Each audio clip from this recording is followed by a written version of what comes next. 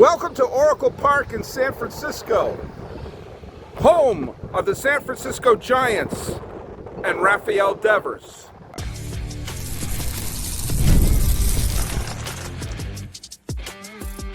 You are Locked On MLB, your daily MLB podcast, part of the Locked On Podcast Network, your team every day. Hello, baseball fans, and welcome to Locked On MLB, part of the Locked On Podcast Network, where it's your team every day. This is the daily podcast where we talk about all of Major League Baseball. I am your host, Paul Francis Sullivan. Please call me Sully. Follow us at Locked On MLB Pods on Twitter, or whatever they're calling it these days, and on Instagram. I'm your pal Sully. I'm at Sully Baseball Podcast on Instagram, but the best way to get a hold of me is right here on the YouTube page, and I do read and respond to comments. Like Andrew AJT was wondering if I was fired, why I didn't refer to the Rafael Devers trade or some of the other bits of news. Well, let me pull back the curtain a little bit. I mentioned a few weeks ago that I was going to take a little bit of time off, and I traveled to Europe. I visited my son, who's in Europe right now, and I traveled there. And when I was there, I decided to not record any podcasts. I decided to be in the moment, and I recorded roughly 2 weeks worth of evergreen podcasts, so I wouldn't have to do any shows when I was there. And there would be, the Locked On MLB Gametime would be catching you up on the games, and I figured, what are the chances of the 8 days that I was going to be out of the country that major news was going to break in the world of baseball? Pretty low, wouldn't you think? Let me tell you, I was in Geneva, Switzerland, in my hotel room in Geneva, Switzerland, when I saw an article that Rafael Devers was traded to the Boston Red Sox from the San Francisco Giants. And this was just hours after the Red Sox had finished a sweep of the New York Yankees, and the final game included an opposite field home run by that very Rafael Devers. And I thought it was clickbait. I completely thought it was clickbait. You know that sometimes if some guy named Clem in Teaneck, New Jersey, writes a blog post that says, I think the Yankees should DFA Aaron Judge, and some news outlet puts out, should the Yankees DFA Aaron Judge? Blogger wonders. And it's a bit of clickbait. So I saw Devers traded to San Francisco. I said, okay, I'll bet you anything that's clickbait. But then I saw, and of course, because I was overseas, my normal texts wouldn't have come in. So normally something like this, everyone I know would be texting me and said, Devers, Devers, Devers, Devers. But then I saw some other news sites were carrying it. And then my dear friends Melissa and Tierney sent me a message via Instagram. Follow me on Instagram at Sully Baseball Podcast, saying, how are you handling the trade news? And I was like, oh dear. They did it, didn't they? And so immediately I went to check in 3 different sources, and yep, the Boston Red Sox, coming off of a sweep of the New York Yankees and coming off of taking 2 out of 3 from the Yankees the previous weekend, the Boston Red Sox, who are finally getting good starting pitching, the Boston Red Sox, who have called up their 3 major young prospects and have climbed back into it. The Boston Red Sox, who for the first time since I started counting the summer score, which starts on Memorial Day, finally climbed onto the summer score. They are currently a playoff team.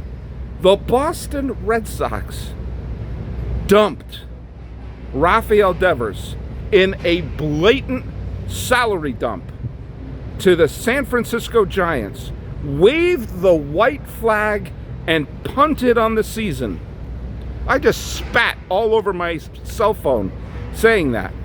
They traded Rafael Devers, 28 years old, all-star, member of their final World Series champion team, maybe for a while, to the San Francisco Giants. They have received Jordan Hicks. Okay? Jordan Hicks, mediocre reliever who's, had a couple of decent outings recently, but not worth Rafael Devers. Pitching prospect Kyle Harrison, who supposedly is a good prospect. There are lots of good prospects out there. Very few of them become good major leaguers. And two other prospects, including Jose Bello, who is a pitcher in the minor leagues who is younger than my sons, who can't legally drink, and James Tibbs III. They didn't get James Tibbs Sr.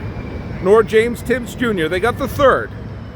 And from what I understand, he is a first-round pick and a decent hitter. In exchange for a perennial all-star and supposed cornerstone of the franchise, Rafael Devers. That's a salary dump right there. They didn't get one proven major leaguer in the trade other than Jordan Hicks, who is a mediocre relief pitcher. Oh yeah, they dumped all of his salary on the Giants too. Whoop-de-damn-do on that. The Boston Red Sox, a franchise that can print money.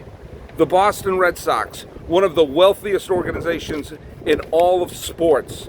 The Boston Red Sox, who are supposedly one of the teams that have so much money and spend so much money it's not fair, did a mid-season salary dump, dumping Rafael Devers' contract as they're playing great baseball for borderline nothing. And keep in mind, the Red Sox saved money on Rafael Devers, on Xander Bogaerts, and Mookie Betts. In exchange for them, right now, currently on the roster, they have Connor Wong, who is a backup catcher, and Jordan Hicks, who is a mediocre reliever, and Kyle Harrison, who's an unproven starter. And they saved money. Well, thank God they saved that money. I was worried that John Henry might not be able to make ends meet. That's what happened. Let's break down a little bit of maybe why it happened, how it will help the Giants, and why this is a disturbing trend historically for the Red Sox. Get the supplies you need from the site that's made for the skilled trades, Supply House. Whether you're in plumbing, HVAC, or electrical work, Supply House is the reliable way to order products online. Their easy-to-use website is packed with helpful resources and the latest product info to help you get exactly what you're looking for to get the job done right. Plus, they've got a complete inventory of over 200,000 parts from over 400 top brands, so you know you're getting exactly what you need, delivered fast from coast to coast. And for trade pros looking for the extra edge, their free Trade Master program offers exclusive perks like a dedicated phone line, free shipping, and discounts on every order. There are thousands of skilled professionals that are already taking advantage of this program, and now it's your turn. Join the Trade Master program today at supplyhouse.com/TM and start ordering plumbing, HVAC, and electrical supplies with just a few clicks. Plus, use promo code SH5 for 5% off your first order at supplyhouse.com. Okay, first and foremost, let's be positive first, shall we? Let's be positive. I give a ton of respect to Buster Posey. Buster Posey, the World Series champion 3 times over, is now running the Giants organization. This is a Giants organization that has been relevant the grand total of 1 year since being the wild card team in 2016. That year was 2021, where they somehow won 107 games and somehow won the division, and were somehow called out on one of the most brutal final third strike calls in the history of the postseason in that wild series against the Dodgers, but I digress. 2021 was the last year the Giants have really been relevant. By complete coincidence, that was also the last year the Red Sox were relevant, 2021. Both teams have been, how do we say this, chasing relevancy, but not exactly winning. The Red Sox got to within 2 wins of the World Series in 2021, and the Giants got to the Division Series. Since then, they've hovered around 500 or worse.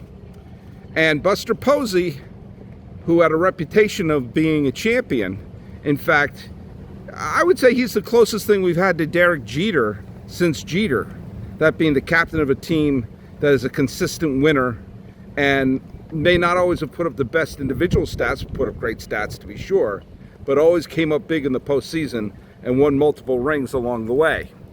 Well, unlike Derek Jeter's time running the Marlins, Buster Posey wants nothing to do with mediocrity. Now, the Giants had tried to make a big splash in the free agency world over the last bunch of years. They made a pitch at Carlos Correa. They made a pitch for a couple of players, and most likely and most notably Aaron Judge. And none of them worked out. Well, by picking up the complete salary of Rafael Devers, it's kind of like they made a free agent signing. They're spending the free agent bucks, but now the player has no choice but to come here. And by the way, here is pretty nice. San Francisco, not a bad place. Don't believe what people are saying about this wonderful city. That being said, they picked up a player who got off to a rancid start this year, to be sure, but has picked it up and has found himself with a 900 OPS as we enter play on today, which is a Tuesday. And they got him for, as I mentioned in segment 1, not one, how do I say this, worthwhile major leaguer.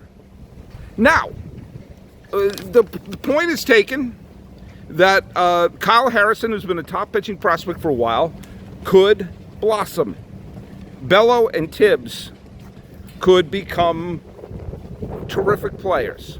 And I keep forgetting which Hicks it is.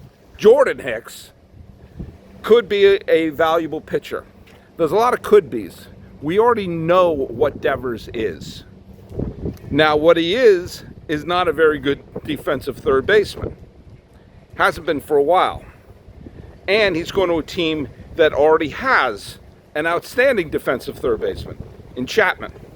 So he is either going to be the DH here in San Francisco, or ironically pick up a first baseman glove, which he didn't want to do with the Red Sox.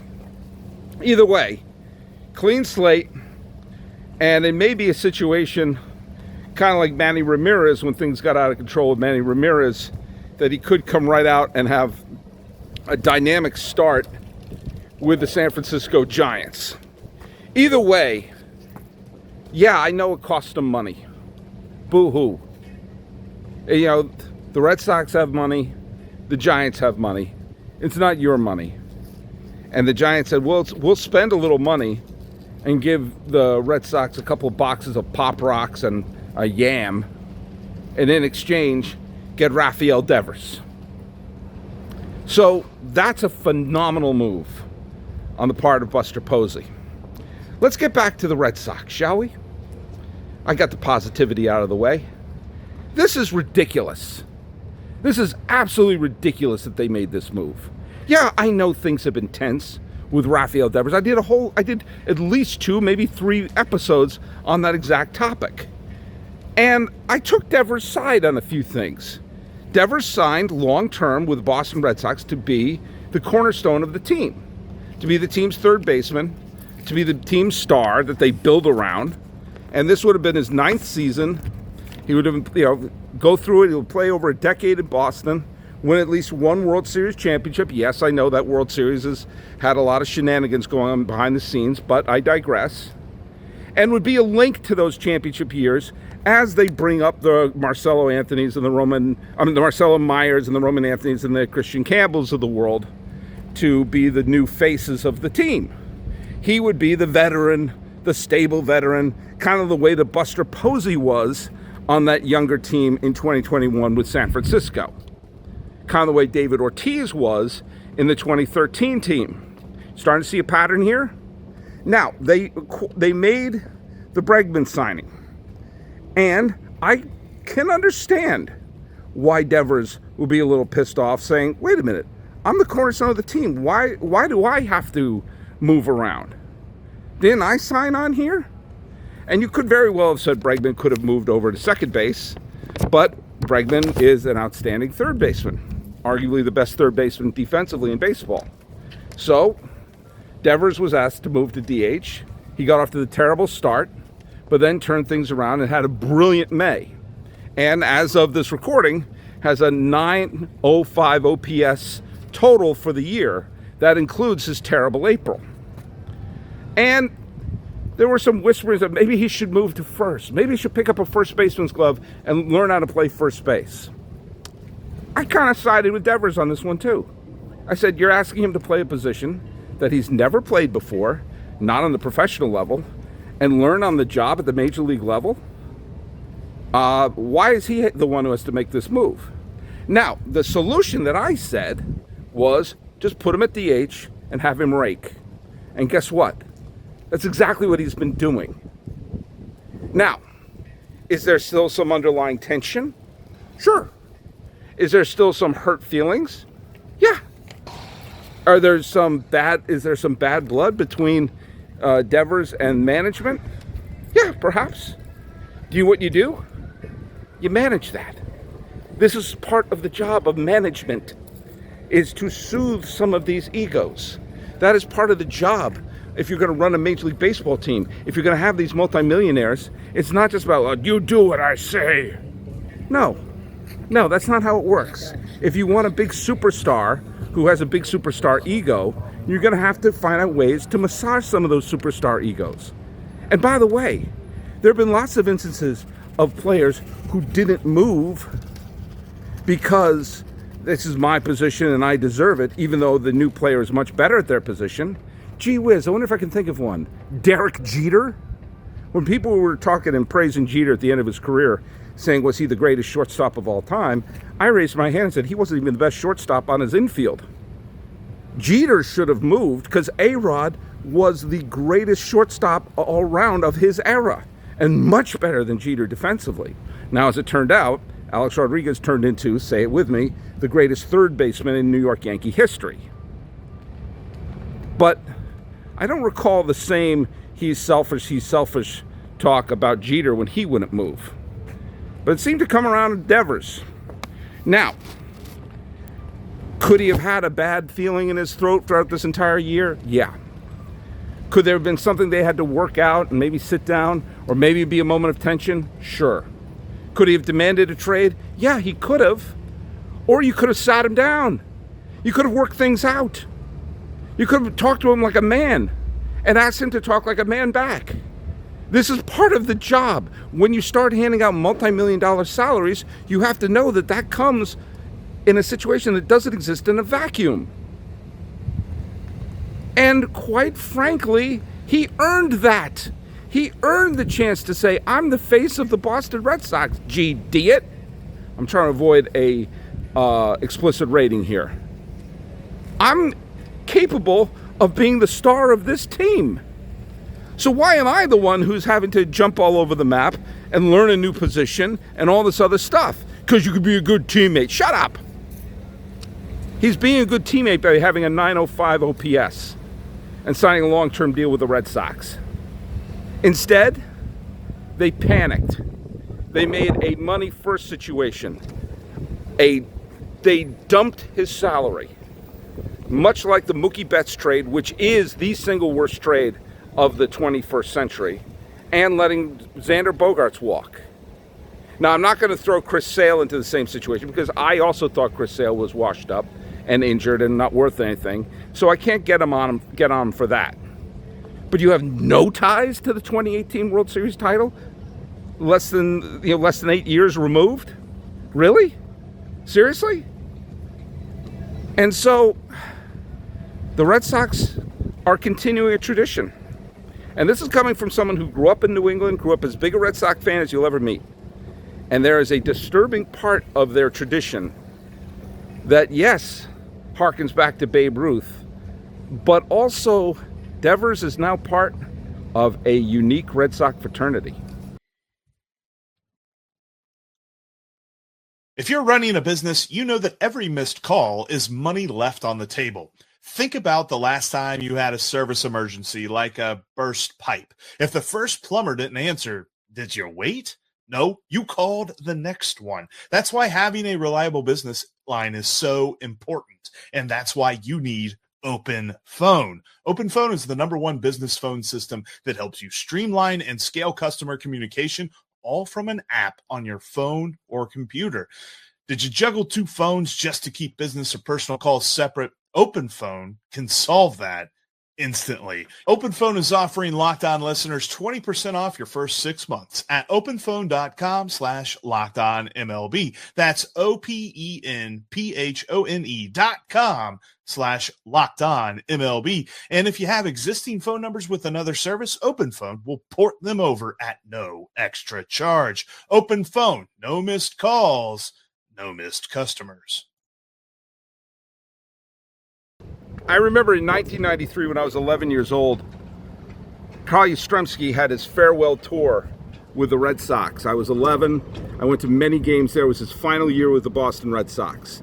And he spent his entire career with Boston, and it was an emotional farewell, as he was the link to the miracle year of the impossible dream of 1967, the season that basically saved Fenway Park. He was also part of the great team of 1975 and the heartbreaking team of 78. And his retirement was an emotional moment, and one where he was able to stick the landing as a Red Sox great. And that may be the only time you could say that about a Red Sox great in my lifetime, where they were able to finish it off with a sense of thank you for your time, and there be no hard feelings at the end. All right? I guess David Ortiz did as well, and maybe to a lesser degree Dustin Pedroia, even though his career ended with injuries. Jim Rice played his entire career with the Red Sox, but his final year was kind of a little bit of, we're just not going to re-sign you. And I don't recall there being a big, huge celebration for his career. It certainly wasn't like Yastrzemski's. But when you go through, in my lifetime, I saw so many superstars with the Red Sox who ended their time with the Red Sox on a really lousy note. Now, Chris Sale was traded away because the Red Sox felt like he was washed up. And little did they know he was going to win the Cy Young Award. Josh Beckett, who pitched him to a World Series title in 2007, was included in the big salary dump when they sent Adrian Gonzalez and Carl Crawford to the Dodgers. That was actually a smart move to make. The Red Sox were bad that year and had some unmovable contracts. So I wasn't against that. And if the Red Sox were losing big time this year and there were some huge free agents on the market, I may not be against the Devers dumping. But think about some other ones. Louis Tiant, the Red Sox ace for all those years, not offered a deal, signs with the Yankees, helps pitch the Yankees to another playoff spot. Carlton Fisk, not offered a contract in time. The Red Sox badmouthed him, saying his career was over. He played for more years with the White Sox than he did with the Red Sox and made the All-Star team as late as 1991. Fred Lynn looked like he was going to be the next great Red Sox superstar, dumped off in a lousy trade to the California Angels. Then you take Wade Boggs, their greatest all-around hitter since Yastrzemski, arguably one of their greatest pure hitters they've ever had in their entire career. Non-tendered, basically, at the end of the 1992 season, goes on to become an all-star again with the Yankees and led the Yankees to a World Series title.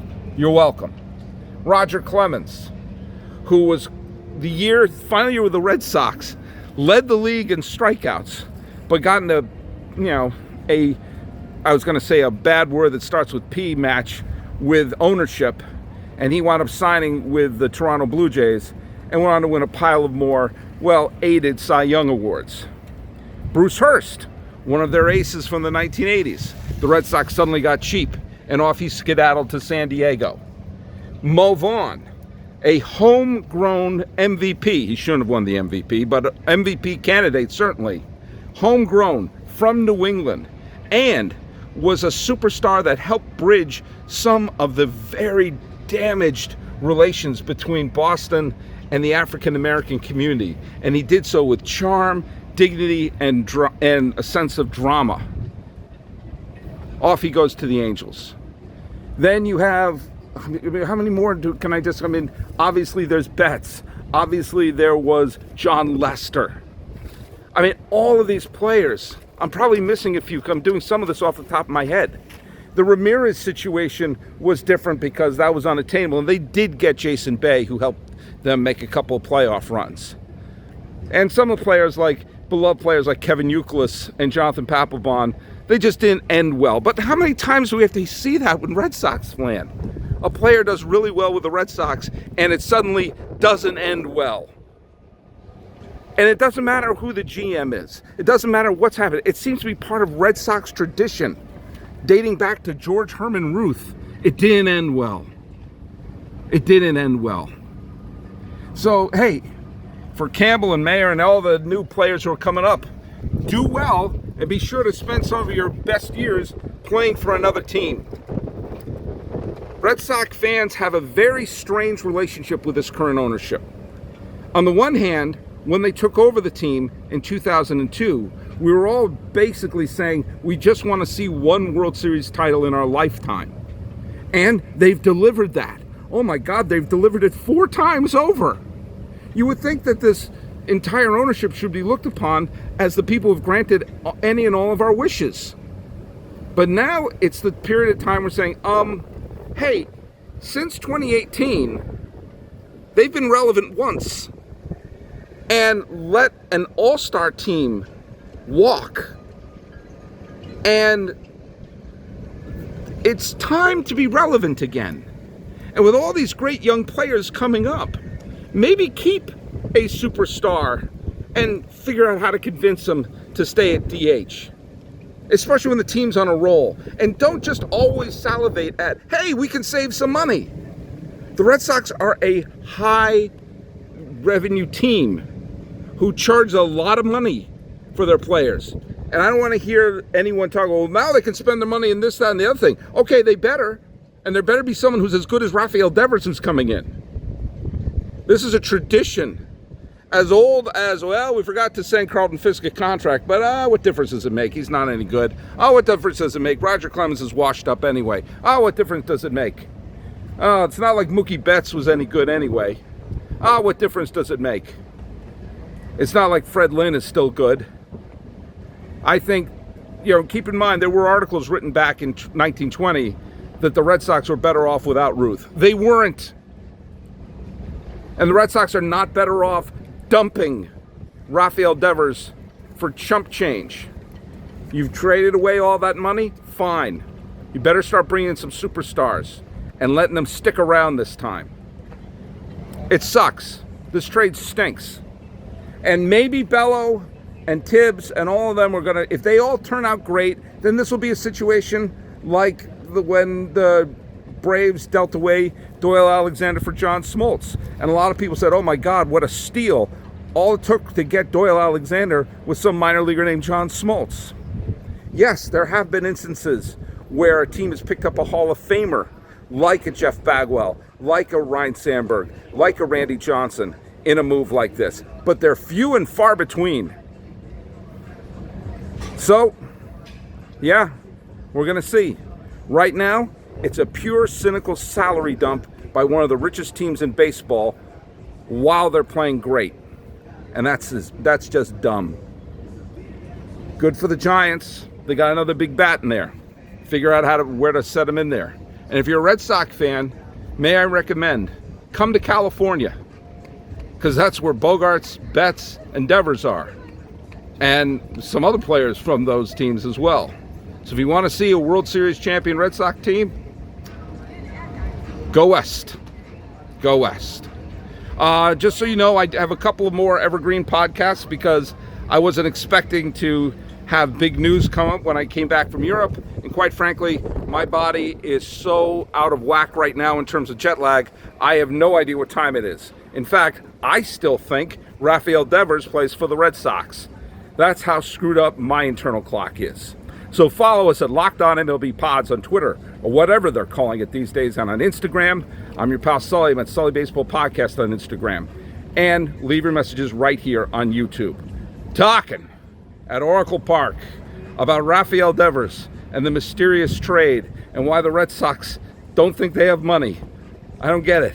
This has been Locked On MLB. I've not been fired. My name is Paul Francis Sullivan. You can call me Sully.